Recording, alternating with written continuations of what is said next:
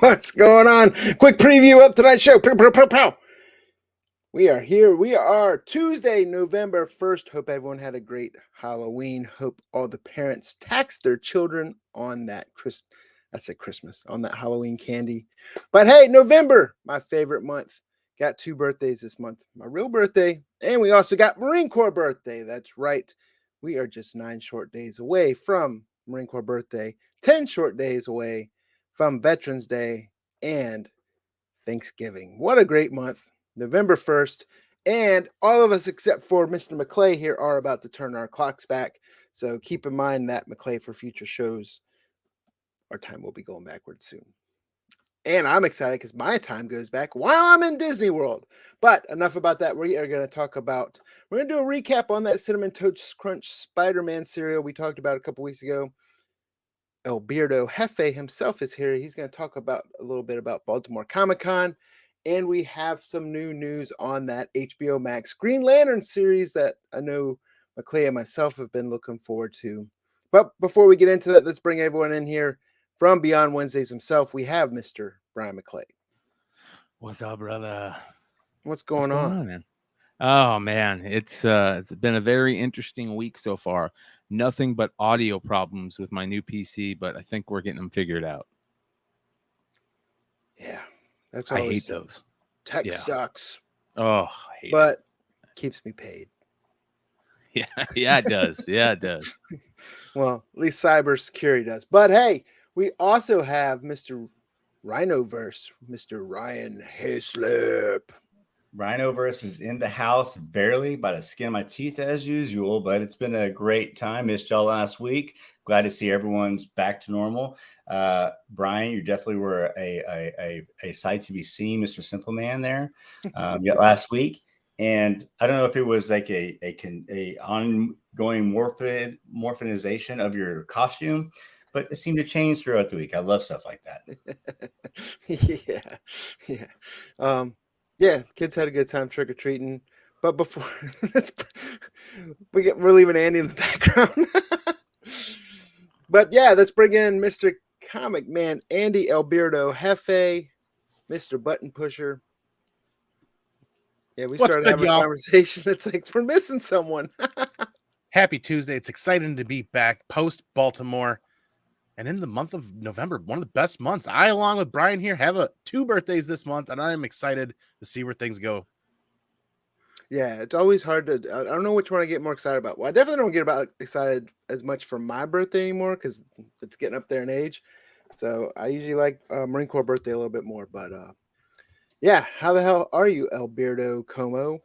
Better now that all you guys are here. This is going to be fun tonight. Yeah, no dad jokes, huh? It's post-Halloween. All I've got is Halloween stuff. Like, you know why ghosts don't like the rain? Why? Because it dampens their spirits. Oh. Oh man. Well, I don't know. The candy or something made my kids freaking nuts. I caught my youngest one eating electrical wires. Yeah. So I had to ground him. Oh man, if I would have known, dang it. That news is quite shocking. So yeah, we got people coming in the chat. Welcome everyone. Yeah, a couple weeks ago, remember we were talking about that online only Walmart Cinnamon Toast Crunch Amazing Fantasy 15 cover that had like a pull-out panel on there, right? And we were saying it was pre-order on the website. It was $10 per box. We're watching a couple days after. I saw it go up to, at one point, it was like $60, $70 people were paying for, but it's kind of settled back now into about that between $30 to up to maybe $50 range. But I haven't heard too much about it. I've just been following on eBay, but I don't hear too many of like us among the community talking about it. I didn't try to order it. It would be kind of cool to have, but I have too much stuff in my room I need to get rid of. So, yeah. Do you have the graphic for the eBay listings? So yeah, that's recent sales, right? We had one sale yesterday, best offer at $39, $33.99, and then of course a couple weeks ago up to $70 and $50. So it jumped up. It's coming back down, but still not. I would never pay $35 for a box of cereal. I guess if you're a super Spider-Man fan, but Yeah, it but is a cool concept. I will say that. you won't pay $35 for a box of cereal, but you'll probably pay $300 for a comic book. I'll pay more than $300 for a comic book. Yeah, hell yeah. Yeah, but if you have the average person, they'd probably say, If I bought the box of cereal and I was a collector, and then I could find, I'm sure they have it, like a cereal box protector, right? Because you'd want to keep it in good shape, because the stuff that I had back in the day, I thought just hold on to a box of Wheaties with Mark Rippon on it. That box is just ripped up, I can't wait to see how CGC's grading it's going to look at, because I heard they started taking it for grading. What? I'm messing with you. That's my dad joke. It wouldn't surprise me. It's like they grade everything now, and now with CGC being owned by Blackstone, it's like we'll just grade everything. We'll grade flip-flops. We'll grade our grades. So you know what's not surprising, actually, and I'm interested to see this pattern develop here in the snippet of data, is just like comic books that are being pre-sold on eBay, you get that higher end price earlier out when people want it right away, $60, $70 for one of these boxes. There's that $70 one, there's the $50 one, and then sure enough, you get a couple of weeks in or a week in, and that price tends to go down. Diminish. So just like comic books. That's a stutter, but that tends to be the collector market, right? When FOMO's at its greatest, everyone's like, I'm not missing out this time. I'm gonna get it now because it might go up to. They might fear that, hey, what's that risk and everything else? How high might it go? So they want to buy it at a price point that they want, thinking it might go up more. But a lot of times it tends to come down some. Yeah, there are the outliers, of course, that keep going and going. I mean, shit. Remember Punchline when that news first hit? That book's getting hot again. Don't make fun about it. It's getting hot again. Well, I'm not making fun of it, but I know when it first came out, it went nuclear. Yeah. Oh yeah. Big time. I mean, this is a lot like how people describe the fast lane on a highway as a lane for people that have ticket money. These first couple of sales of pre-released items or pre-selling items that are supposed to be limited are the people that have the I don't give a rat's ass about money. Like, they don't care that it's going to be $70, $80, $90. They want that physical item. So long gone are the days where those first few sales are setting the market. People just wait that 2, 3, 4 weeks for the market to get flooded, and then wait for that price to really start to be set. Do you see a trend? Do you see like other cereal box comic book or other? It's already kind of happening, right? And not necessarily like cereal box comic stuff, but I'll say cereal box collectible market. Does like that limited edition boxes? Did you guys see the Kaws, that artist Kaws, Kaws? He did a thing with Frankenstein. What are all the Frankenstein? Oh yeah, the monster cereals. Cereals. Yeah, and where he did the boxes, he did an homage to the old school boxes, and they brought them back out and sold them, and then you could go to his website and get these cool little collectibles that he did, and those things went crazy, man. Yeah, right here. I miss the days of being a kid and cereal having like actual toys in them. Yeah, that's pretty dope, right? That's pretty cool. It's just, what was this, August 1st news release? The boxes were better than the cereal, though. Like the back in the day type. Yeah. Oh, they don't have any images that I can enlarge, but that's the 4 right there they posted, which is kind of cool. Was it Pinterest or some of the other sites where you get artists that do like unlicensed homage stuff? I did find a bunch of these pictures from people online and other social communities that do non-licensed kind of homages and replications, and it's kind of neat. There's a little community within artists that do this kind of stuff. I want like a Catwoman Cookie Crisp. Remember the old school Cookie Crisp was like the burglar and the cop. Mm-hmm. Give us a Catwoman, cat burglar Cookie Crisp. Now, are you playing like Catwoman and Milk? Yes, I wasn't going that far, but sure, cats love milk. But So yeah, a little bit update on the. We said we would give a recap a couple weeks Cats after. drink milk. Do cats drink milk? We don't give our. Well, I don't have a cat, but when I did have a cat, we didn't give milk. Cat. Cats are evil. Yeah. They steal your soul. But Speaking of stealing your soul, Ta-da! what stole my soul? Anybody got a guess? How about some Baltimore Comic Con stealing my soul? yes, One of the first big cons I ever went to, Baltimore Comic Con, I fell in love with, and they stole my soul. And that will forever be a convention that I gotta try to get to every year. Maybe a break for another big one on the East Coast at some point, but Baltimore just wrapped up. We're still unpacking as of yesterday night. Was a late ride back. I know you didn't get a chance to go, Ryan. Man, did you guys miss out?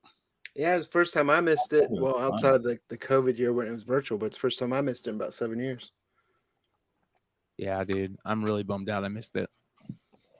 You know, I you guys saw a didn't. lot of good stuff coming out of that thing. It actually looked like the first enjoyable con since COVID. Like it just looked easygoing and enjoyable. Yeah, it was pretty laid back. Laid back. One of the things I'll tell you what you guys didn't miss though, Baltimore still struggles with that opening day line. Now, granted, it probably wasn't as bad as last Saturday year. morning or Friday? Friday morning, opening day, Friday. It's still like you're getting pointed in 6 different ways of what line you're supposed to get into, and they're like, "Oh, do you have tickets?" Yeah, I have tickets. Okay, you need to go over there and get in that line, and I'm waiting in line. And it's like, well, I didn't have wristbands. So I needed to go back to where you were supposed to buy tickets because they use the same booth section for ticket sales and to pick up wristbands and to pick up VIP passes and to do like Jim Lee passes and to do all this other stuff. And none of the people working on there can point you in the right direction.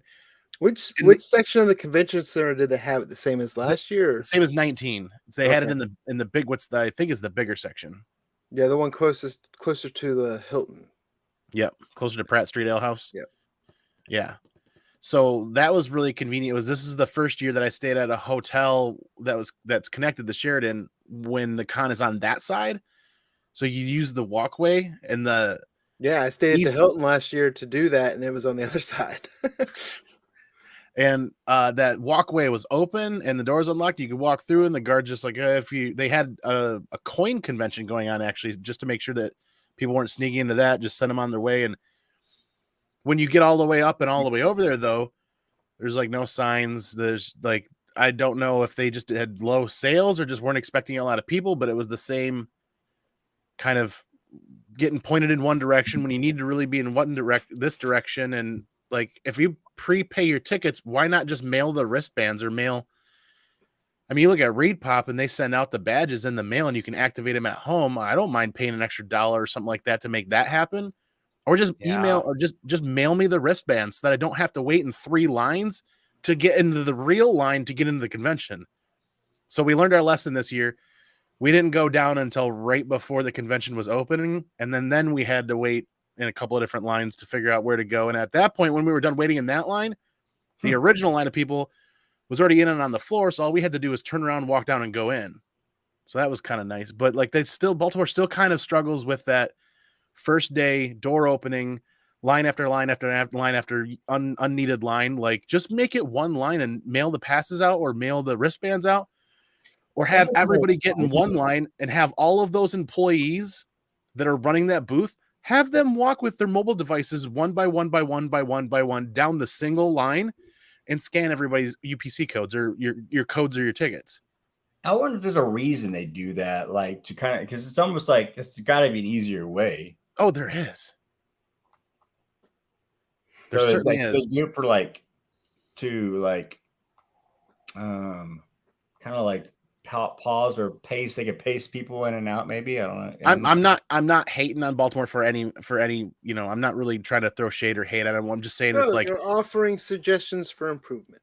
Exactly. Like they're make it one line and have all those people bounce like leapfrog right down the line and scan everybody in the order that they've gotten in line, because they're creating 3 or 4 different lines. So in reality, people that are getting there early aren't necessarily getting on the floor early, because if you waited in line, you could have just gotten your wristbands right there, and instead of getting in that back line, turn right back around and down, walk down with everybody else. So there's 100 people behind that person that waited in that other line needlessly for no reason. So just make it one line, or mail out passes or badges early. Or, I mean, like, it was really convenient to have a UPC code, but then to not know where to go and then have to wait in 2 or 3 different lines wasn't really convenient. We're learning though, right? Next year, I probably won't even bother to go in until an hour after the con opens and all the other jazz. Yeah, that's especially Fridays is my favorite day to go, because it's not as busy, and like you said, it's an initial crowd getting in, and then once the line catches up, you can pretty much just walk right in, get your tickets, and go in. Yeah. Oh yeah. That's the key. But I felt like San Diego was a little bit easier this year to get your badges and stuff than Baltimore. You know, like they've kind of figured it out a little bit, but maybe I'm wrong. But I also thought that way about Saturday with people last year, telling friends, "Oh, you should be good. Just wait until they open for about 30 minutes." But last year was the COVID stuff and the mask and the vaccine, and it was just a horrible last year that you saw that line. It was like probably a 2-hour line to get in last year, if not longer. Yeah. So the line definitely was nowhere near as bad as it was last year as far as time stuck waiting in line. Friday was a little bit easier, a little bit more laid back, relaxed. It was nice and it was really chill. Saturday was definitely the busy day. Lots of comics as usual. Not as much as in 19, I'll be honest with you. Frankie's didn't come. Like the Frankie's had a booth there. Frankie's wasn't there. All the booths seemed pretty much full. There weren't like a lot of missing booths beside Frankie's. But you want to know what? I think they devoted a little bit more booth space to retailer sales of toys and anime and stuff like that. It seemed like there was the front end was comics. There was a much bigger middle section. You had some multimedia streaming booths. There was actually a couple of streamers over there, along with James and Jonathan from Hive that were doing some live streaming. And there was the busiest section at the con was anime. I heard that. Like, for sure, it was anime, and there was a bigger representation of anime there this time. And they had a large section in the middle, kind of like for kids art. That was really cool. But Artist Alley was packed to the brim. Was Whatnot doing their normal thing there, or? No, you see, it's funny. I heard from a couple of people that Whatnot was going to have a presence there, or they were going to have people there, but there was nobody there specifically with a booth or specifically from Whatnot that any of us could see that I know of. So they didn't have their normal big setup or whatever? No, I know there were a number of Whatnot sellers that were streaming from hotel rooms and from there was, I think, Hive Comics and maybe one other was streaming from the con floor. But let me figure out how to say this. Do we want to get into that at all? Do we want to talk a little bit about some of the Whatnot talk? Was there much Whatnot talk at Baltimore? If there was, it was in groups that I wasn't necessarily a part of. I actually had some invites to be a part of other retailers and groups that got to have a lot of fun with. But yeah, you saw a lot of Golden Age Guru. You saw Tom. You saw pretty much everybody. Like, I think Nerdy Girl was in Baltimore, but I missed her at the con. It seemed like a lot of people were fleeting back and forth and hunting books, and they weren't really staying and hanging out in any one spot. And then it's like they had to bounce and go do streams. I know our brother Drew from Wanted Comics was in and out and hanging out, having a good time and doing streams nightly from the hotel room.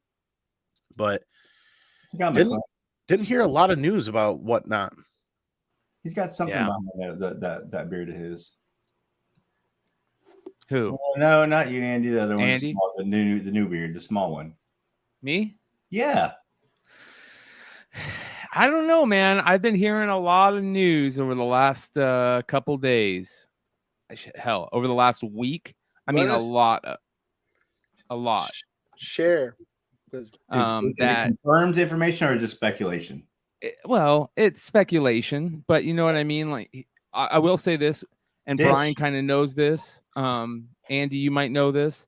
Also, you know, whenever you have a show on YouTube, no matter how big or small it is, you'll have people that reach out to you and say, hey, this is, you know, what's going on. And you guys know that we're all friends and we talk behind the scenes with a lot of retailers and a lot of people, and a lot of the people who were very gung-ho about Whatnot at the beginning, and they were making a ton of money, and they were gung-ho because it was working, are no longer gung-ho and very, very dissatisfied. I mean, like some people that I never thought would be, and not because of any of like the drama stuff that's going on, but just because it feels broken. It feels like there's something going on with the app where it's not where either there's too many buyers, which a lot of us talked about to begin with, or it's just become this place where too many buyers or too many sellers. No, too many buyers, or I mean, too many sellers. Yeah, too many sellers. Sorry, too many sellers. Not enough buyers, and all the people that were buying in the beginning have become sellers now, and it's a very weird feeling. Whereas, in the beginning of the game, you would average, even small people that are selling. I consider myself a small seller over there. I was averaging 30 to 50 people in my live every show. Now I'm lucky to break 10. You know what I mean? And it's not because of the quality of the books. It's not because of any other reason than I think.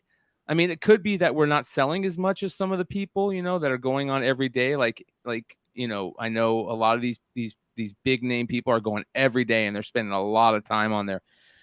But there's a bunch of situations that feel off. It feels like most people, are just, they have that giveaway thing going where the big guys are doing nothing but giveaways. And you kind of ask yourself, like, how are they doing nothing but giveaways the whole show and making money off of it? Right.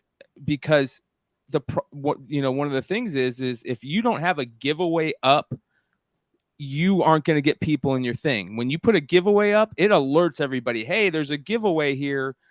Come and, check it out. And you'll get a rush of people. And then as soon as the giveaway is over, they all bounce. I think that was a mistake from the beginning. What's that? Doing a giveaway, I think since it became something that it became more expected than a surprise by having the giveaway. It was used as a competitive advantage at the beginning when you're building a following. Yeah. Yeah. So it just, I don't know, man. It feels interesting. And, it's not me. I'm not sitting here. I know people are gonna be like, oh, spilled milk, you're crying, or, you're just angry. I'm just reporting what I hear. I don't go on Whatnot Whatnot enough or selling Whatnot enough to justify me knowing what like is really going on because I use the app. I use it. I usually only go on maybe once a week. I'm going to start going on more just because I need to, sell some books and stuff. But, I'm hearing this from a lot of people, and I'm also hearing it from a lot of buyers too. It's interesting how you get that information from people who are buyers on there. It's a really weird thing. And so all these people, that have 200-300 people in their rooms for comic books, you wonder, how do they do it? Like, what is the reason for getting that situation going, if that makes sense? And, when you try to get people on to give you that answer, it's hard to pull that answer out of what they're saying, if that makes sense.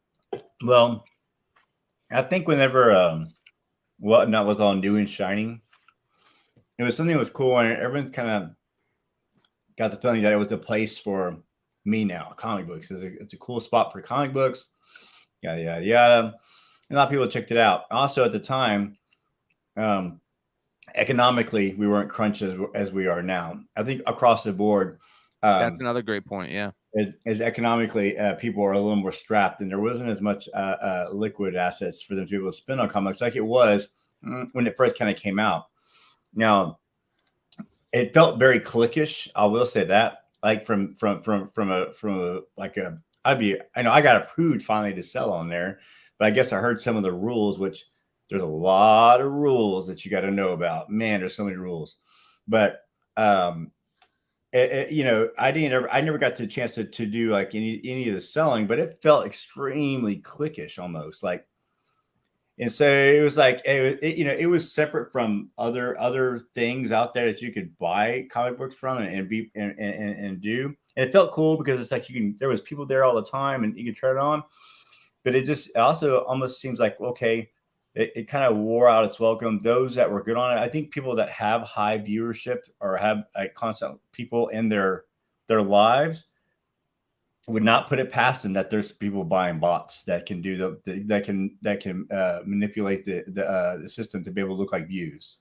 Yeah, you have to be able to market yourself to get that followers. I don't really sell on Whatnot anymore, so I don't really have a dog in the fight. I think part of it also is you got to be careful what you wish for, because when they first started doing it and getting sellers, they weren't letting a lot of sellers in, and then you had that same argument of how come this person's selling but I can't, and this person's selling but why aren't I selling? Time so it looks like they might have opened the gate to allow more sellers, but they allow more sellers than buyers. And I think the comic resale market in general is kind of a little bit down now. I know Popcorn Culture, he said he just lists his stuff and selling. So I think you just got to keep pivoting. And I'm not a comic reseller. I don't sell too much, but I think a lot of it's you got to have that hustle and grind, and use what's working at the time. But yeah, I mean, I've heard similar stuff, from you, McClay, and then of course a couple group chats, and then just seeing stuff on Instagram. But well, I mean, it's too also like the stuff that you had brought up about the cards, card part of Whatnot. Cards are kind of where I think it started off as sports cards, and then it moved over into comic books. It started with Funkos. Yeah, Funkos and Pokemon. Yep. Man, there's some weird stuff going on with that card stuff too. It just seems very odd. It seems like, okay, like corporate America, as far as like when you're in comic books, it was like, you battled against condition of the book and the people selling it and so on and so forth. But now it's like they got corporate America that's doing different things inside there to outdo that other seller. So it starts just, even your buying and selling is different from what you do in a normal day to day. You kind of like that. You can barter. It's almost like bartering and stuff like that. It's kind of a cool deal, but not there. It's not like that, It's a cool app. It's definitely a cool app, and I think I think that Whatnot is like the guinea pig to where all these other cool live selling apps are really going to start taking off now, because of Whatnot has paved the way to say, hey, it's viable, and we're going to see eBay jump up. We already see Drip. There's a couple other ones that are just kind of getting their framework going. So it's going to be very interesting. And I just like the fact that we can buy and sell from anywhere now. That is amazing. The more options, the better, right? Yeah, that's really good. Yeah. And I think that maybe a lot of them that were selling exclusive on Whatnot, maybe they're distancing themselves because they do plan to get take advantage of some of these other platforms. Mm. There's some great comments in the chat. I mean, market is kind of correcting itself. I mean, people rode a good high there, man. Like right post-COVID. Well, I won't say post-COVID because it's always COVID, but right after when things started opening up again, I couldn't believe some of the prices people were paying for certain books. I even sold some books during that time because I was like, man, if they're paying this much for it, I'm selling mine. I got it. Wood, check this out, bro. You hit it on the head. I was talking to Vinny Kumar the other day. Shout out Vinny Kumar. Check us out on Wednesdays on Beyond Wednesdays channel. We do a live show, me and Vinny and the crew over there. And Vinny was the guy that hit the Shohei Ohtani gold autograph out of my group break back in the day.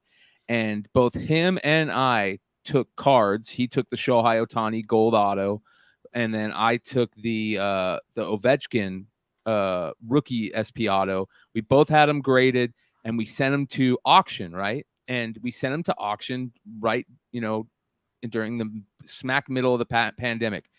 Thank God we did that then, because if we decided to sell those cards now, I'm telling you, I think that we would get half the price. Yeah. Well, and then, as Brian said it earlier in the segment, the economy is just not the best right now either. But yeah.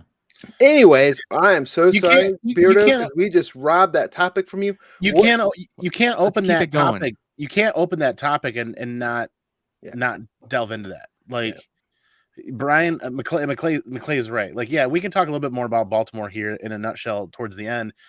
But like, I feel lost, confused, and hurt post Chicago. I haven't heard from Whatnot, apparently there's a new handler there out there handling like the comic book sales of people. I haven't gotten, hey, are you doing all right, man? What's going on after everything that happened in Chicago? I know some other crazy things have happened for some of my best friends. I had best friends going into the whatnot thing that I don't even hear from. I don't know if they don't want to talk to me or what, or if I've done people any bad doing or wrong. But like, I'm feeling pretty lost and hurt and alienated. And it's just like, I mean, I literally got told not to sell specific certain books on the app because they didn't want to see that. Okay, Yeah. well, where's it in where's it in writing? I mean, But are other people selling it? I don't know. I haven't even bothered to look. That's how lost and hurt I am right now over that. What's an example of the books you're talking about? I don't even. The book, the acid one. Yeah, the one that finally came back from CGC. Like they're like, I don't even have the email in front of me, but it kind of like boiled down to like, okay, but what about counterfeit TMNT 1? Are you guys gonna block that one? I mean, what about the counter? There's so many other counterfeit books out there that people actually collect counterfeit books. And I'm like, okay, I know, I get it. I kind of see where whatnot's at right now, and I kind of see where Marvel's at and Black Flag and all this other situation. So let's see this in writing and see what happens. And nothing. I get no communication. And I'm like, I don't know what happened to people. I don't know if some of my friends are hurt or lost or dead, but like, I don't get responses. And apparently there's a new handler handling the comic book sellers. What started as this solid like community for Funko Pops and Pokemon cards, and what led into, hey, we can do this and build this community in comic books. It's not even a building of a community like it was anymore. It's changed into an app that's ballooned into exactly that, the home shopping network on an app.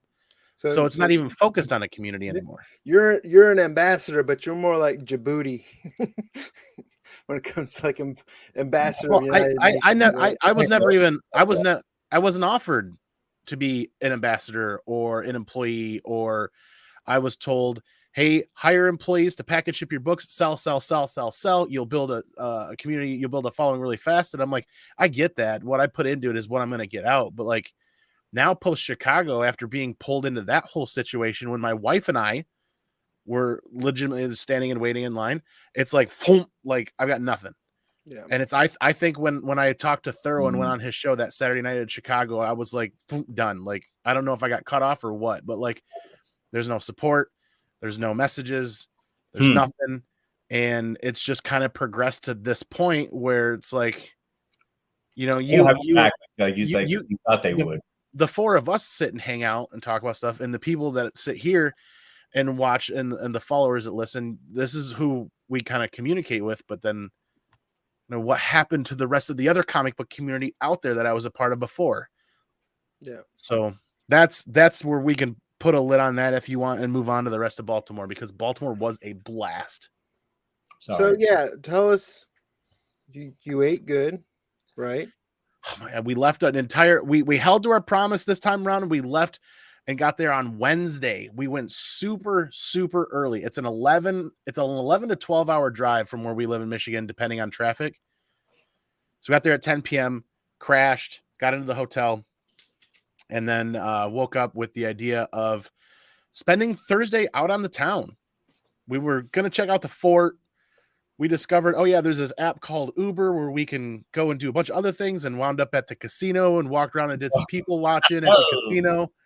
It's kind of fun. Casino or people watching at casinos is kind of fun, waiting to see people hit jackpots. And that's a blast, dude. You donated a little bit of money, maybe you drink for free if you win a couple bucks or something like that. And we wound it up at my favorite, Tir Nanak, for that braised short rib grilled cheese sandwich, Brian.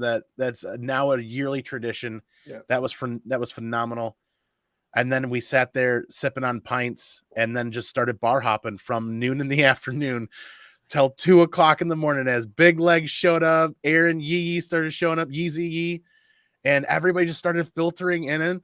And we landed at my favorite spot, man. We ended up sitting there watching for rats on that little alleyway at the Water Street Tavern. Yep. Yeah. Do you have any Washington apples? They probably did, but that ended up at Pratt Street Ale House that night. Then back to that alley for Poor Richards or the Poorhouse or something like that. Yeah, I like the poor house or whatever it is. I like that place. Yep, Sleepy Reader, Big Leg, everybody was out there hanging out. Marco, Rena, everybody just started filtering in, and it was like the greatest homecoming ever, getting to see all of our really good friends. I mean, we missed a lot of other friends, but that was just Thursday night, even before the con. So we learned our lesson and went early to hang out. What did you end up buying? And also, what were some of the wall books that you saw a lot? Like a trend of, was there a trend of certain wall books? Yes, there was an upward. Well, let me answer that. There was an upward trend in prices. I will say that what a lot of people in the community have been talking about were prices the last year or two. Now we're starting to see that effect where dealers have X amount of dollars into a book, have to need to sell it for X amount of dollars to make those numbers work. So I'm sure the people had some really good deals on Sundays from some dealers, but Fridays and Saturdays while we were there, I mean, for example, a really good dealer out there named Bill, who's got a great shop, had a Clone Wars 1 in pristine mint condition. I'm like, I get it where he held strong on his price, but like, man, people couldn't budge on some of that modern stuff because of what they put into it over the last like year and a half. What did he have it up for? $1,500. And it was just the regular cover? Yep, not graded, just the regular cover. So Force is strong. Dude, I've been doing market reports, for months now, if not more. And that's one of the books that I always kind of key in on whenever I see it. And that book has been a $700-800 raw sale consistently over the last, 3-4 months. So $1,500 for raw. I don't care how pristine it is, man. You're asking more than double the, the going rate. Like, you never know who you're gonna get though. Hey, but when you're a dealer that's been working in the game for a really long time, and you have the back stock to weather this tightening up of the moderns, if you will, then I respect that, him wanting to budge and hold that book. Maybe he'll grade it himself or something like that. I totally get that. I looked that thing over, and man, did I want that book for. Was his name Tim Walker? No, I'm just kidding. No. So was there a trend in books? Yeah, there was actually. Baltimore held strong. A lot of golden age, a lot of golden and silver age action. A lot of 181s on the walls, or no? No. If there were, I missed them. There wasn't so many that you saw a sea of that cover. I know DS Comics was out and picked up a couple of major books for himself, but JD of the Comic Corps was out and probably did a couple of really good trades for himself too. Like a lot of the key Baltimore people that you see kind of in and out and moving and picking up books were there. But the moderns, you could definitely tell that was the big trend of the convention, is modern prices were up and there wasn't a lot of wiggle room. Yeah. Or trading. Did Shortbox have their like event? Like Yep. Shortbox had their VIP event on was it Friday or Saturday? So the days are all, was it on top of Pratt Street? Yep. I believe it was Friday night. The Shortbox had that event because it was post day one. Which the wife and I actually got invited to and had a blast. Got to sit down and talk to Gene and Kevin and everybody else there. And Paul Dunn, one of our really good friends, was there. So were a lot of other retailers and people that we hadn't met before. And, you can't pass up Pratt Street Ale House wings, right? Yeah, but they were the best. No, they're the best. God, the other was really good. Nothing's gonna ever bring you down. We did pick up a couple of things, and it's like I've never bought so little at a convention before, which is kind of surprising. I did grab a big healthy chunk of books for our good friend Daymares. I'm sending this out to Daymares because there was a band there that had a booth called A Sound of Thunder, and they did a killer Rye 1 variant cover. And they also had some other Valiant variants there. But the coolest part, Ryan, I wish I had money to get you a set too, is they came with a CD, like an album, like a limited edition album. Yeah. And if I can find the other one, That's cool. Like limited edition, numbered and everything. Oh, wow. That's cool. Signed by all those guys. And just some really cool variant covers. I walked up and to the guy and I said, "Give me everything you got. Give me one of everything for my buddy." They did the whole signed copy there, and we're gonna AOK that to Daymares to say thank you, because if you guys don't know Daymares, Daymers is one of the biggest givers out there in the community, no questions asked, and he deserves a really cool package. Giggity. That's what she. Either way, pause. So we did our thing on Friday. Like we beelined right to Artist Alley. We wanted to find an artist that we never met before that has an art style that seems really intriguing to us. And then you kind of walk around and then you hammer out what do we want to do, because we've got our good old sketchbook with us. We didn't forget it this time.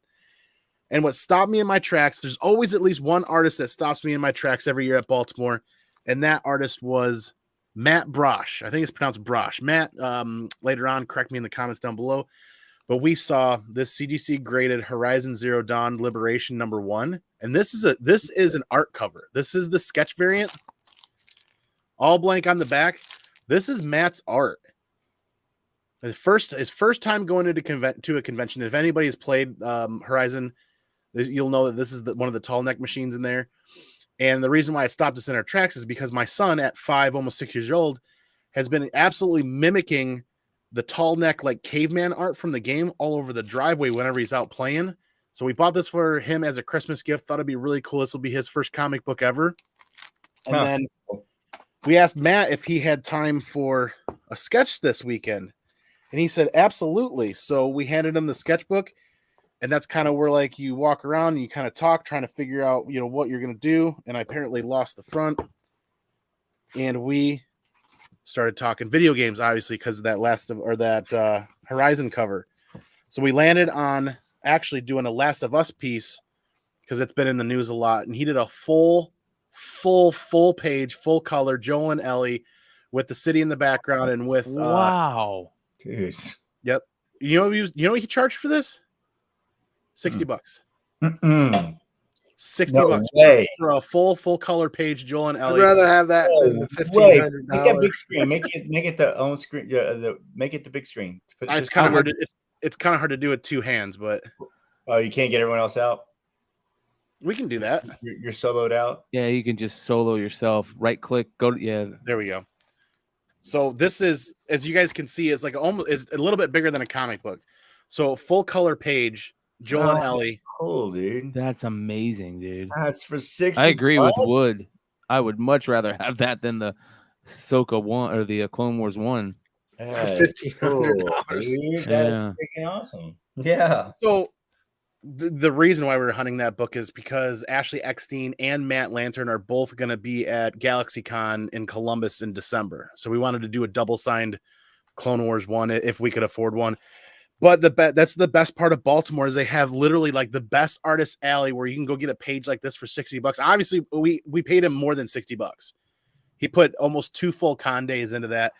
And he's like, he's like, on a piece like this, he's like, I really prefer to do like 26 to 30 hours, if I remember those numbers correctly.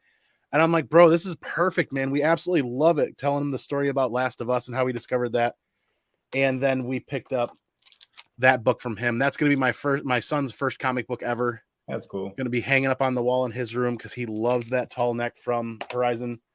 So very, very cool Artist Alley experience. I wish I was clicking through the comments for everybody right now at the moment, but that was Friday. And then we picked that up Saturday.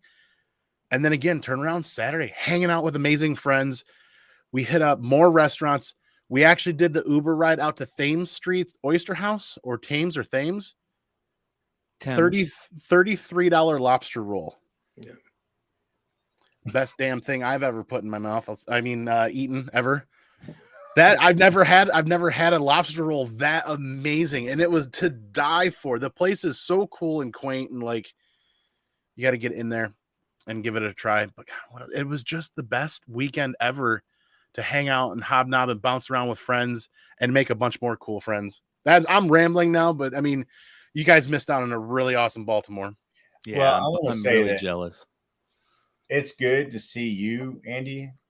Like you're good. You do emotions really well. It's good to see you like this because I feel like the last couple of times the different shows you've been to, you didn't come back as excited, but you just look rejuvenated and like you could tell you had a good time, and that's what makes me feel like the con was good. If you come back with stories like that and you got that glow on you like that must have been it was awesome. It's always great to meet up with everyone. I'm sad I missed it. I was looking forward to hanging out with Drew and Leggett and the gang. Always great group of people. I look forward to hanging out with those people more than I actually do going to the con, and the con's great. But that's usually what gets me excited. It's just that, you know, as we mentioned, the economy's not the best right now, and I'm going on Disney World vacation this week, so my money went towards that this year. But that's understandable. Oh, dude, there's so many pictures. If we had another hour, there's a ton of pictures going up on IG lately. Yeah. So yeah, for Baltimore, it looks great, man. Looks great. But shifting McClay, we got some Green Lantern news finally, right? Because I remember a month or two ago, we were talking about when WB was cutting a bunch of stuff. We were both saying, "Don't cut the Green Lantern." Yeah, got some more news. They didn't cut the Green Lantern. They pivoted. They pivoted. Well, they cut some of the Green Lantern. They slashed the budget of Green Lantern. So no longer is it going to be a Guy Gardner, Kyle Rayner, John Stewart series. It's going to be a quote unquote John Stewart series, which is great. I love that we're still getting John Stewart Green Lantern. You know, he should be front and present in this movie. You know, the amount of popularity he has with the younger generation because of the, you know, Justice League cartoons. They, you know, they need a representative in the Green Lantern Corps of, you know, the African American and the Black community. So that's a good thing. But as a Green Lantern fan, I'm so bummed that I'm not getting a Kyle Rayner Green Lantern. Now, do I think that we're not going to see Kyle at all during this? Yes, I think we're going to see him. Okay. But we're not going to get what we would have gotten, if that makes sense. Yeah, you might get like a cool Kenny Loggins space volleyball scene with. I'm just kidding. So we'll see what happens, man. It's very interesting. I think that it's going to be cool because Greg Berlanti's still involved, which is awesome. And it's HBO Max, which is perfect. I think it should be on HBO Max. Look, you know, I know it's a different property, but look at Titans. Titans is doing well on HBO Max.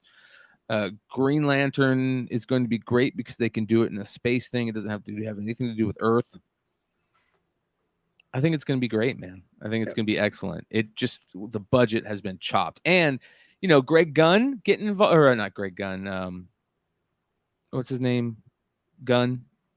What's his first name? James Gunn. James Gunn. Cannabis moment.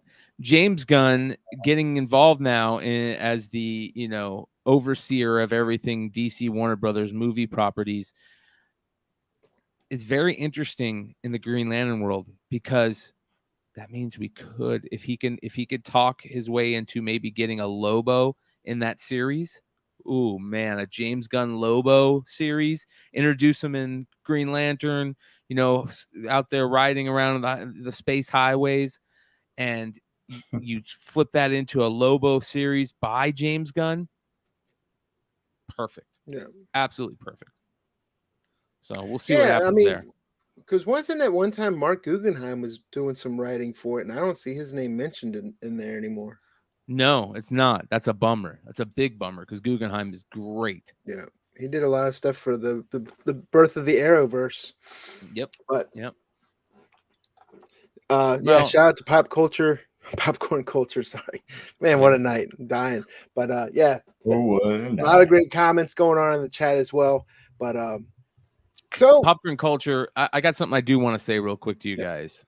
Popcorn culture brought up something that, so I didn't get to go to Baltimore this year, which was a big bummer.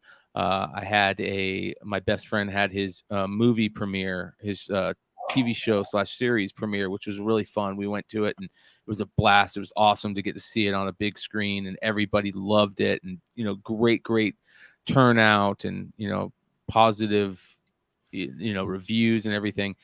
But I was kind of bummed out, and I'm here doing, you know, sales and sorry. Damn. Every time I do a podcast now, I always, in the back of my head, I'm saying, don't yawn, don't yawn, don't yawn. And it just forces me to yawn. So anyways, I go to do these sales, and, you know, I'm doing these sales, and I'm like, you know, this kind of makes me realize I have a case of Topps Chrome baseball sitting unopened. And my Topps Chrome baseball, you guys know I've talked about this on here before when the whole thing happened with Topps Chrome and how bummed out I was, and the debacle.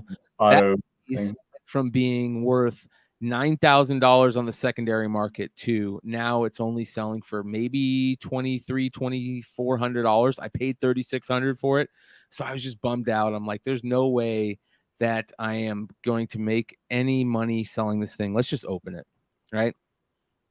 So I go to take a look at it. I'm like, I'm going to open most of them on a stream. I'm just going to open like 6 boxes in a row on a stream, but I want to open 2 and, just to have fun and enjoy myself. So I opened the first one and I didn't get really anything great. I cut a couple cool autos and nothing really cool, but nothing like outstanding, couple non-pitcher autos. Then I go into the second one, right? And in the second one, in the 5th pack, you knew a pack was and everything. The 5th pack, ladies and gentlemen, we pull the Julio Rodriguez gold rookie auto. How many are those? There's only 50. $5,000 to $10,000 card right there. Oh, what? Lord! Last one sold a couple months ago, I think, raw for $5,000. There's one on eBay right now. I think the guy wants $10,000 for it. Good Lord. So that wasn't like a group purchase. That was out of your case. That was out of my case. The 5th pack. I couldn't believe it, man. I opened the pack. I saw the gold and I put it down. So the way these top packs work, and you guys can see, I was opening a pack and you go through all the base. The base are the top, 10 cards, or if there's 12 cards in the thing, they're the top 9 cards. And then the bottom 3 cards, you get either an insert or an insert. It's usually an insert, then either refractor or a prism refractor, then your auto if the auto is there, and then another refractor. So what I was doing is I was putting all the base, sorting the base as I'm going, and I take the final 3 cards and I would set them down like that, and I would go through them and put them in sleeves as I'm opening it. And I went to go pull and I saw the gold and I go, hold on, I just got to get my phone just in case. And I pulled out my phone and I'm, doing this by myself. I'm not streaming or anything. And I couldn't freaking believe it. That card right there is the card everybody is looking for in the set. Not just like, it's so rare just to get that card at all, yet alone the gold numbered to 50. It made up for the whole reason for buying the set.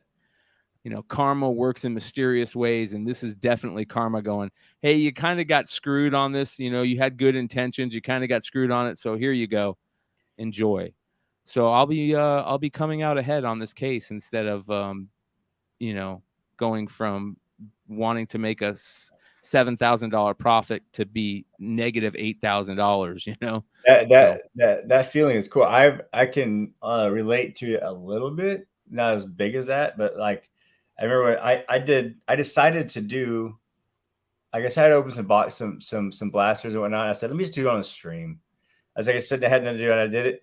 And while I was doing it, I pulled the first zebra card that I had ever pulled out of a thing. And I was like, I just remember like, wow, that was amazing. And then there was like the next day or a couple days later, I was like, let me I'll get to do a stream again. I was like, I was just kind of lazy. I just didn't feel like doing anything or whatever. Let me just open it. So I started going through it, and that's when I pulled that downtown. And I was like, I just remember seeing like, oh crap! Like, there's no one here to see me do this. Like, this is really freaking cool. But yeah, at least you knew what you had, McClay. Not like you got a Saquon Barkley and didn't realize it was an auto. Yeah, for those of you guys that don't know, you can go see I think you still have it up on your channel. It's still up there. Like my first thing getting back into cards since like when I was a teenager. I bought a box of Contenders and I'm going through it and I wasn't used to, didn't know what the hell I had. And it was the back of the card. I thought it was the front, and everyone's sitting there in the comments like, turn it over. And it was a Saquon Barkley rookie auto. Yeah. Which is paying off now, man. At the beginning of the season, I remember me and you had the thing like, too bad he's kind of been a bust, man. Yeah. And he's playing well now. So, man, I I'm so down on cards, but this was a nice moment, and it felt really good. It made my weekend. I felt much better missing out on Baltimore when I pulled this, so it was nice. So that's gonna bring us to what are you guys picking up for new comic book day tomorrow? New comic book day. Let me bring it up here. Hold on. Anyone having a heavy week? I got a Yes. couple books that I'm kind of looking at. Just personal, nothing really. But what are you getting there, Alberto? Or This is a McClay, do you want heavy. to go first? Go ahead, Hold on. Alberto. Yeah, because you guys, McClay will get that pulled up in a minute here while I talk. This is a heavy Star Wars week, actually. We've got Bounty Hunters out. We've got. Oh, I just had the list in my head. What is my pull list? And now I'm blanking. No, I got it right here. Little Monsters 7 is out. That's been a fun read. Predator 4 is on our pull list. Star Wars 29 is out. You love some Jeff Lemire, huh? Yeah, Lemire is one of those first writers that I really kind of. I definitely like him a lot more as a writer than an artist. Yeah, I do as well. But yeah, Star Wars 29, Star Wars Bounty Hunters, and Mandalorian's back out. And I think there's a Mandalorian cover that people have been talking about. I don't know if it was the 1 in 50, the Geist or Gist variant. Yeah, is it Star Wars Mandalorian? Yeah. Should be in the S's. There you go. There. Is this the one I was thinking of? Maybe the Stott variant, Geist, Gist. Yeah. Ooh, yeah, that's pretty nice. Yeah, I like that. Yeah, that one's that's one of the few comics I've seen that sold out this week online a lot of places. With the stormtrooper heads on the pole. Yeah, that's cool. What makes it cool to me. Yeah. What's the other variants look like? That one in art variant. That 1 in 50 is landing at my LCS for under ratio, surprisingly. So that's pretty What's awesome. The 1 in 50? You mean the 1 in 25? The one you were just looking at. This one? The Gist or the Geist or Geist or whatever. That's the 1 in 50 is the Gist?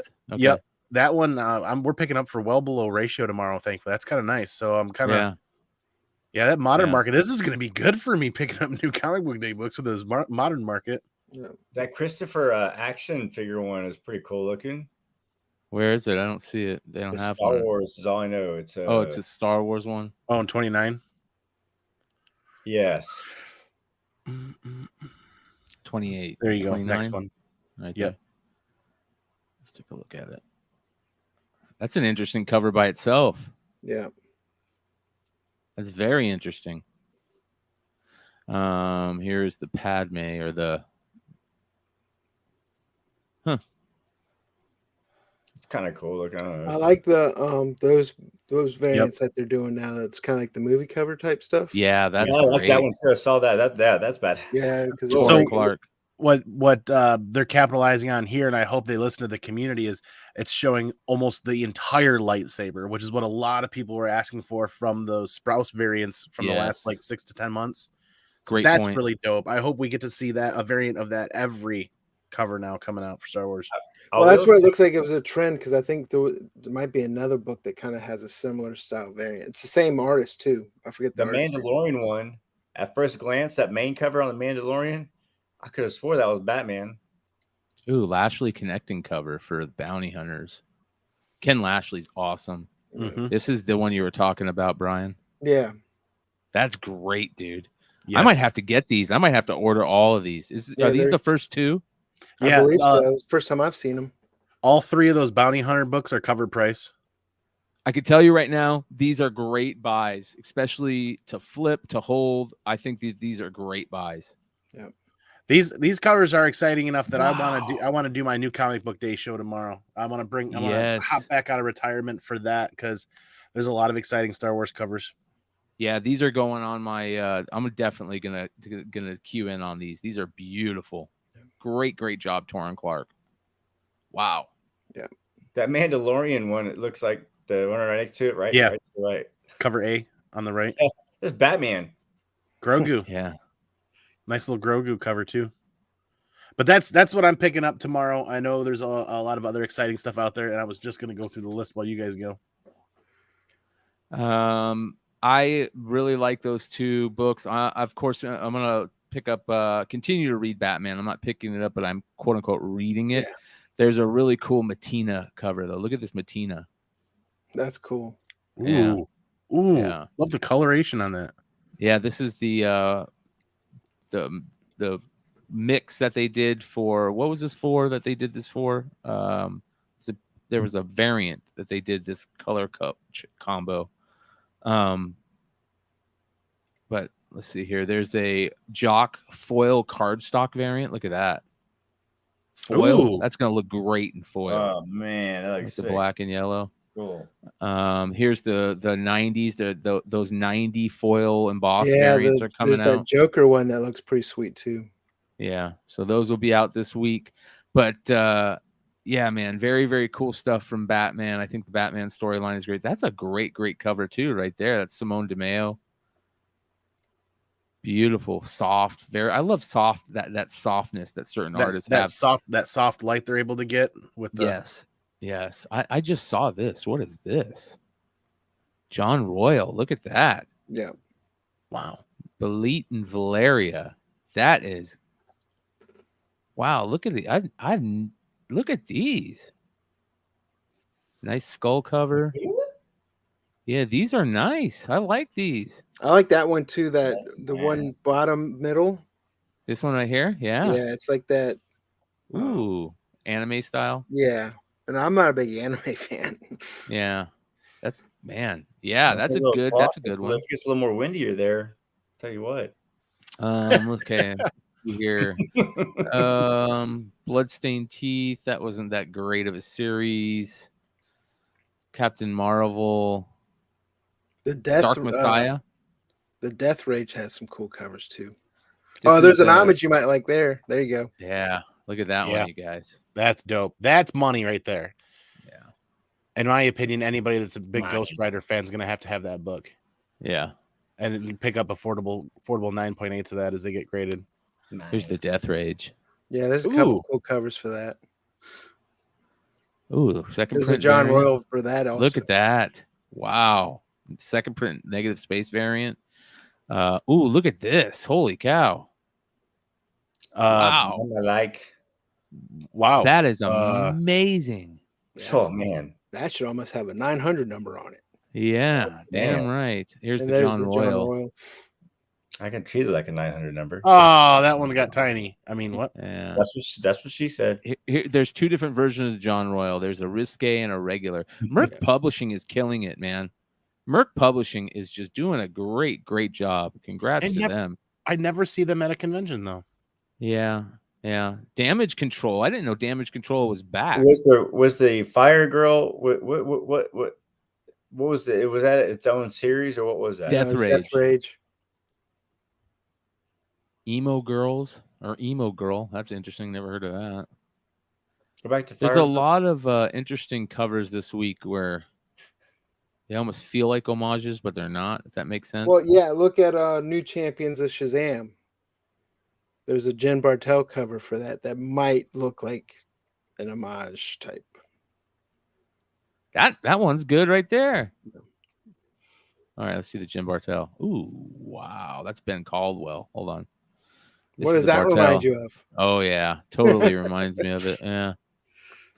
Yeah. Well, and the Losh is a takeoff of the Mary Marvel cover. Yep. So yeah, that's pretty good. Look at the Ben Caldwell one. That's pretty nice too. Look at that color on that. Yeah. Wow.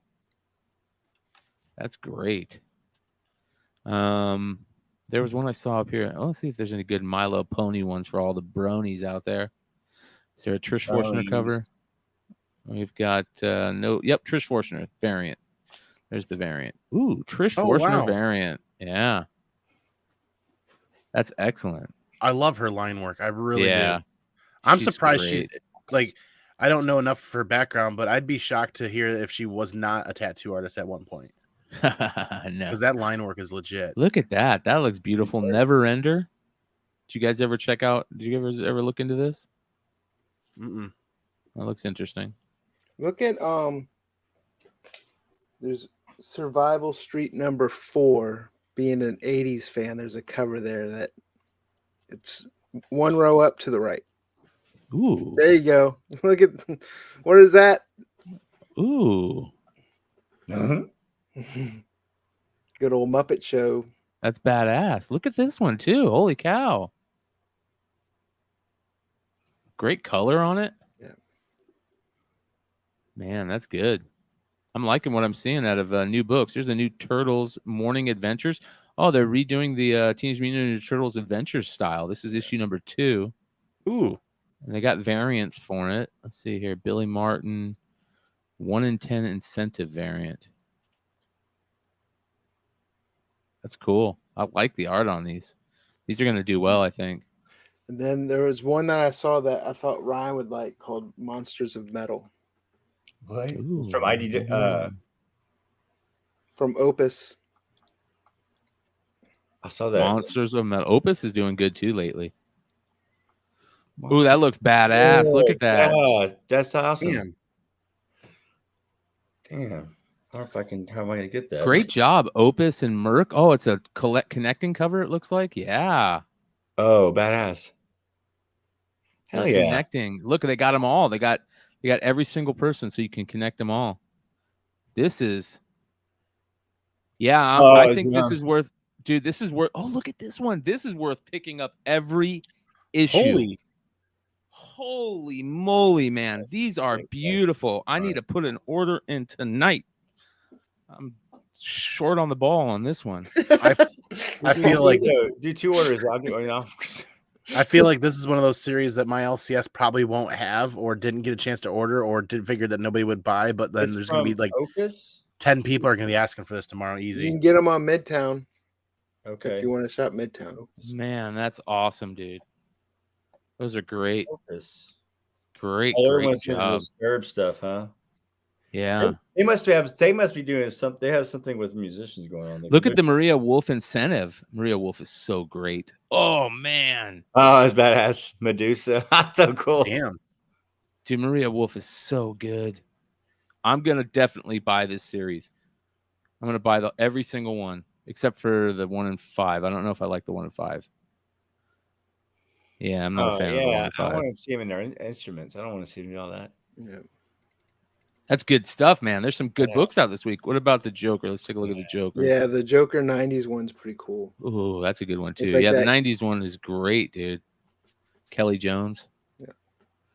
Look at this one though, right here. Matina. Ooh. Good Lord. Ugh. What about you, Ryan? Did you have anything? Yes.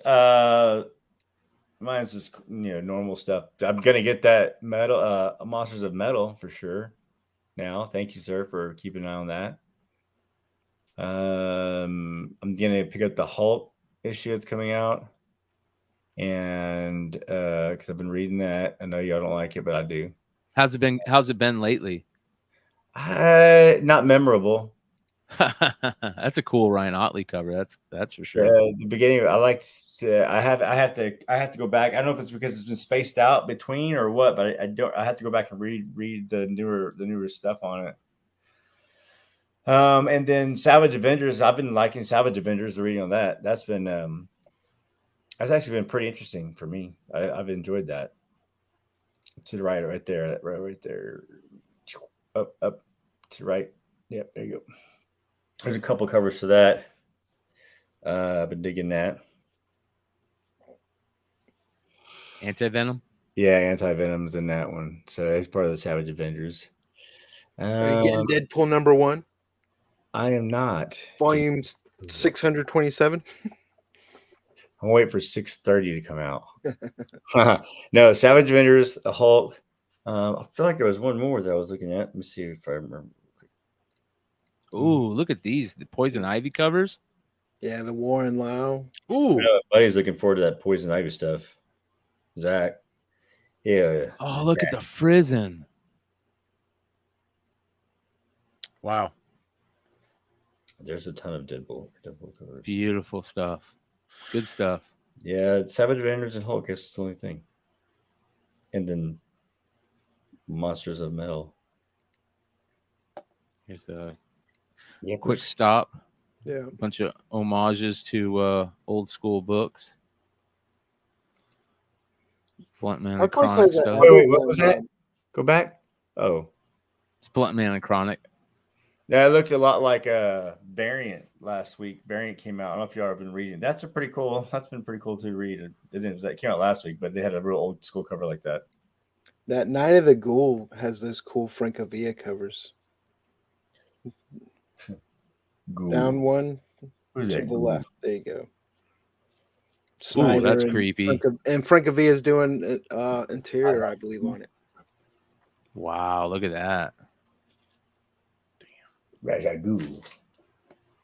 So A lot of good stuff. Look at all of these beautiful books.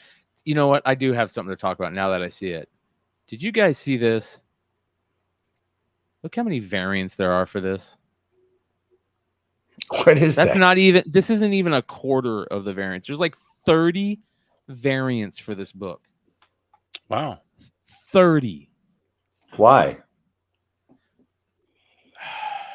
I don't know what to think, man. I think that on one hand, I'm like, they're hooking up young, talented new artists. On the other hand, I'm like, it feels like a money grab. On another hand, it's like, oh, they want to like, you know, have a really good shot off the bow, you know, type deal. But I don't know, man. I don't know what to think. There's no reason for, in my mind, to have a book women covers. with 30 variants. No, this is a different book. This is Return of the Witch. That book I was talking about was the Ninja Funk Whatnot Publishing book. But 30. Well, why right there? That's all you had to say. I mean, look at them all, man. Not half of the variants aren't even showing.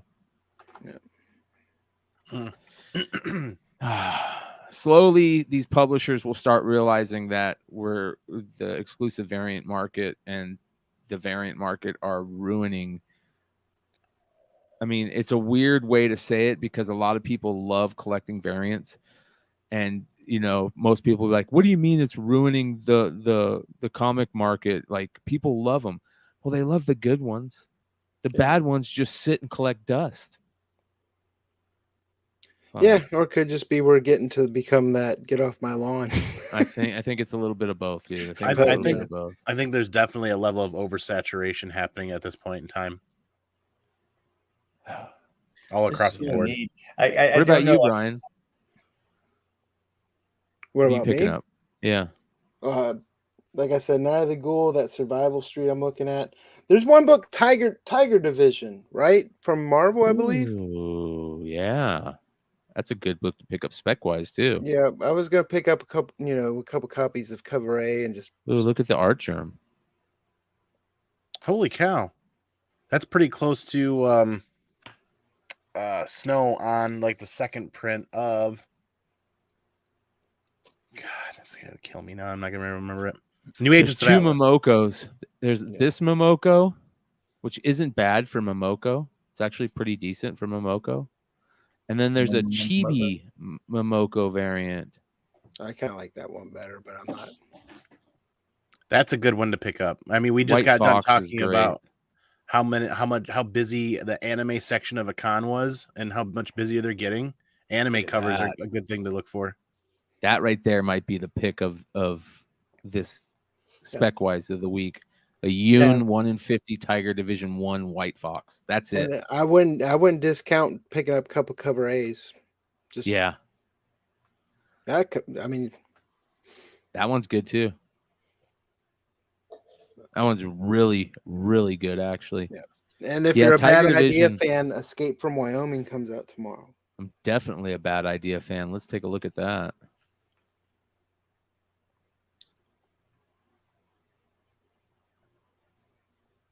Bad Idea puts out great stories. See, I feel like Bad Idea was they were trying to be cool, but I was like, I think I'm gonna give them a chance to kind of see how they do all this and see if it's just like a gimmick type deal. And then and I kind of felt the same thing with like Whatnot, but it seemed like Bad Idea has more of a staying power and they're actually their own thing. I don't know. They're two different companies, but Sorry, I'm just going off on a tangent in my head. I think Bad Idea is exactly what it seems to be. I like that. It's two guys that love comics and that just really love what comics is, but it's also a seeding thing for great IPs and great things for movies. That's exactly what it is, in my opinion. And you know what? We're going to find out more about that because I'm sitting down with Dinesh, hopefully on Sunday, to do a nice little interview with him. They had a cool viral marketing thing going at Baltimore Comic-Con, right? Yes, they did. It was awesome. Oh, you mean take a selfie? You mean this one? Yep. This is not Orc Island. And then this is not Escape from Wyoming. Yes. And are those already selling for? Have you seen what they're selling for? I haven't. Do you guys know? I don't know. Hopefully, probably not. Merc is owned by Comics Elite and Jamie Tyndall. No shit. Merc is owned by Comics Elite and Jamie Tyndall. No shit. That's interesting. I'm gonna have to look into that. I like Jamie Tyndall. Yep. He's only at Baltimore too. Yep. But yeah, that's going to leave us with one more thing. What you got for us, Alberto? I'm excited. You guys, Ryan was right. Baltimore was rejuvenating for sure. It was definitely a ton of fun getting to spend time with some really close friends. So my one more thing this week is I'm hopping back on the bandwagon for some content. Tomorrow's lineup for books looks exciting. So we're coming back with New Comic Book Day Wednesday at 8. I'm going to be hanging out on Renovision about 9 o'clock for half an hour or so with those guys for a little bit. We're going to have a good time. We're going to have fun. I'm excited to talk some Star Wars books tomorrow. So head over there and bookmark that show. I mean, I literally did it like in 30 seconds. I scheduled it and ran with it. But what I'm really excited for my 1.5 more things is I actually have an idea for a new show. And I'm working on it. I'm turning the gears and things are happening. And I think someone will bite it. That's why I think it could be a really fun thing for me to have me kind of out of my comfort zone and learning some new things. And it'll be a regular weekly show. Nice. Very nice. Very cool. My one more thing is I have a sale immediately following this show on Whatnot. So come hang out. I'm doing sales every night. Sunday's sale was nice. Last night's sale, I couldn't get anybody in the sale, so I ended up deciding just to call it early. But I'm going to go on every night and just continue to do that until a new platform arises, aka eBay, to where I can start selling on there also. But I'll be filling out my eBay store this week too. I'm just going to start trying to get on as many different platforms as possible and really push myself to stay consistent on every platform. So you guys can find me on Whatnot every day of the week now for at least some point. Go check out the sales and bookmark them. We'll see you there. Nice. Rhinoverse, make sure I look that up. I got a bunch of cards. I've been in the acquisition phase of like card collecting and buying stuff, and now I'm on the let's move these cards out now. I have a lot of good cards. I'm looking to sell and trade. So like McClay, I'm going to start activating my store on eBay and trying to utilize that. And then also maybe do some stuff on a couple of the pages, like on Rhinoverse on Facebook. And yeah, so if you're a card collector looking for some rare football cards, I'm looking for Ritters and Londons. So let me know. Nice. Yeah. My 1.5 more things is one, I'm super excited. I'm going to Disney World on Friday. Haven't been since COVID, so waiting to see how things have changed. I know getting reservations and all that stuff is a lot different. Waiting to see how the crowds are changed. Hoping to ride Rise of Resistance, and we'll pay for that extra fee to ride Guardians of the Galaxy Cosmic Rewind because my youngest kid wants to see that. I also want to take the time to say Happy Veterans Day to all the veterans. We won't be here next week since I'll be in Disney World, so we're taking next week off. So happy Marine Corps birthday to all the Marines out there. Happy Veterans Day next week. And Toys for Tots. This time of year, I always talk about Toys for Tots. I think what I'm going to do, not so much as Whatnot, but on my site, I don't sell a lot on my site. I'm going to put a separate section up there, go through some books, put some books up there, and then I'll start probably marketing it a little bit. And everything, all the proceeds from whatever's sold, I'm going to donate to Toys for Tots this year because great charity. Marine Corps Reserves does that, and it provides, underprivileged kids a chance at experiencing Christmas and getting presents. So always enjoy doing that. And with that being said, we will see you guys in 2 weeks. Thanks for watching. Thanks for everyone in the chat. We'll see you in 2 weeks. Later. Look. They talking like they don't know a king when they see one. See him in person, he take it back like a refund. Ballin' with my brothers, all my playing D1. Daily checking chicken, he gon' spin it watching reruns. Say they real, but they clones.